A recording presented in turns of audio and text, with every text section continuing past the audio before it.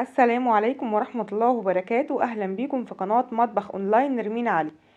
يا رب تكونوا بخير وفي أحسن حال. النهاردة إن شاء الله هنعمل مع بعض كيكة من أجمل وأطعم وأروع الكيكات اللي ممكن نعملها. هنعمل كيكة البرتقال، وطبعا كيكة البرتقال من الكيكات المميزة بطعمها وريحتها اللي بتقلب الدنيا كلها. والنهاردة إن شاء الله هنعملها بمقادير موجودة في كل بيت، مفيش فيها أي مكونات خزعبلية، وهنعملها بمقادير مظبوطة 100%. هتطلع الكيكة معاكي هشة وطرية وبتدوب كده في البق. وكمان هنشوف كل الأسرار والتكات والملاحظات اللي تخلي الكيكة معاكي ناجحة وطرية وهشة من أول مرة. اوعدكم ان الصينية هتطلع من الفرن هتتاكل وتخلص في نفس الوقت من كتر حلاوتها وطعمها اللي يجنن. يلا بينا نسمي الله ونصلي على الرسول ونشوف الكيكة الحلوة بتاعتنا دي هنعملها ازاي. بس قبل ما نبتدي حابة افكركم، لو الفيديو عجبكم ما تنسوش تدعموني، تحطوا لايك وتعملوا شير مع كل اصحابكم. هنجيب الخلاط بتاعنا وهنحط فيه اول حاجة 4 بيضات بدرجة حرارة المطبخ، ولو البيض في التلاجة بنخرجه قبل ما نعمل الكيك بفترة. وهحط عليهم كوبايتين سكر الحبيبات العادي. السكر كده مظبوط، لو بتحبي السكر بتاعها خفيف هتخليها كوباية ونص. ومعانا معلقة كبيرة من بشر البرتقال، بنبشر القشرة الصفرا اللي بره بس، وبنتجنب القشرة البيضة علشان ما تمررش الكيكة. ومعلقة كبيرة مليانة خل ابيض.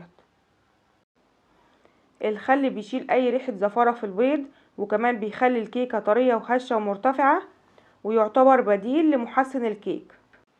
بعد كده هحط عليهم معلقة صغيرة فانيليا سايلة او فانيليا بودرة، ونبتدي نضرب المكونات دي كلها مع بعضها كويس في الخلاط لحد ما السكر يدوب ولون الخليط يفتح وتكون هشة شوية كده زي قوام الكريمة. بعد ما ضربتهم مع بعض امتزجوا ولونهم مفتح بالشكل ده، هضيف عليهم كوباية عصير برتقال.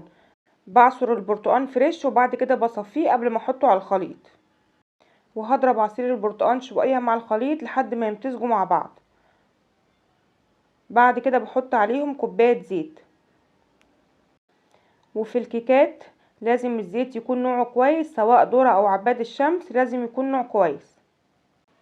وبعد ما اضرب الزيت مع المقدار يبقى كده المقدار السائل بتاعنا بقى جاهز. ودلوقتي هنجهز الخليط الجاف. في منخل هنحط 3 كوبايات دقيق.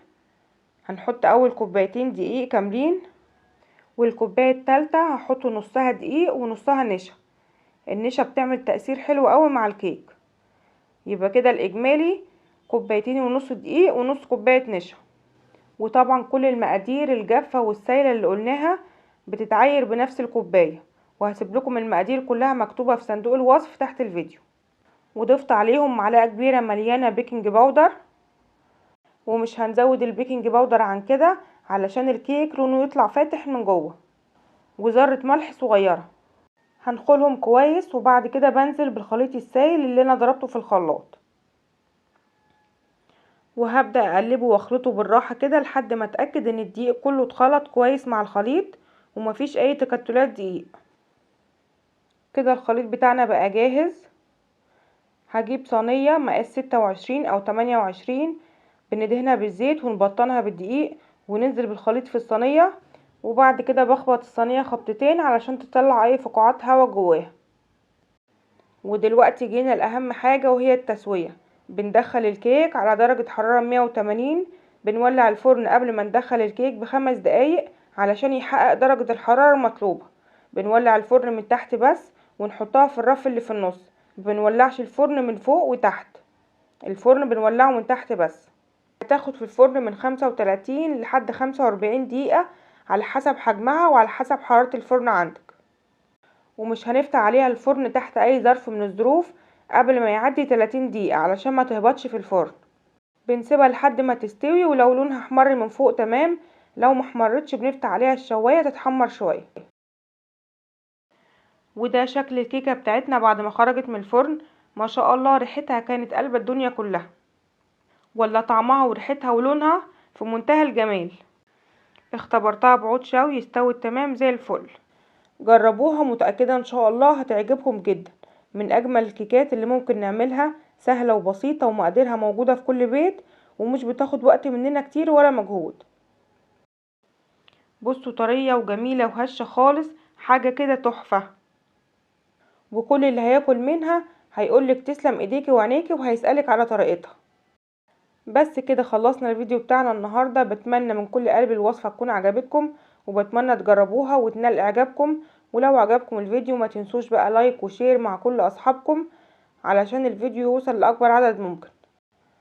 ولو لسه ما اشتركتيش في قناتي يشرفني تشتركي عندي، وما تنسيش تفعلي جرس التنبيه على الكل علشان يوصلك اشعار باي فيديو جديد. استودعكم الله واشوفكم ان شاء الله على خير في وصفة جديدة. سلام عليكم.